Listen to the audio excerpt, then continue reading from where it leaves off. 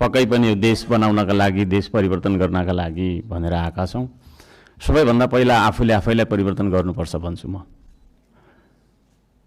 अघिल्लो शपथ ग्रहणको दिन पनि हामी 12 मिनेट 46 सेकेन्ड ढिलो थियौँ भने आज 16 मिनेट 55 सेकेन्ड हामी ढिलो भएका छौँ। हामीलाई यसरी ढिलो गर भनेर यहाँ पठाएको हो जस्तो मलाई लाग्दैन। त्यसो भएको कारणले प्रत्येक मिनेटको महत्त्व यो सदनले बुझोस्, सरकारले बुझोस्, हामी सबैले बुझौँ।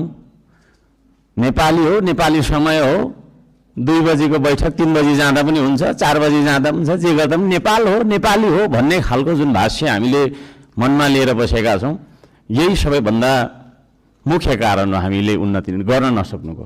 त्यसो भएको कारणले गर्दाखेरि सभामुख महोदय मार्फत म सम्पूर्ण सदन, सरकार सबैलाई ध्यान आकर्षण गराउन चाहन्छु। आउँदा दिनमा हामी बैठक सुरु हुनुभन्दा थोरैमा पनि 5 मिनेट अगाडि उपस्थित हुनुपर्छ। म यो माग राख्न चाहन्छु।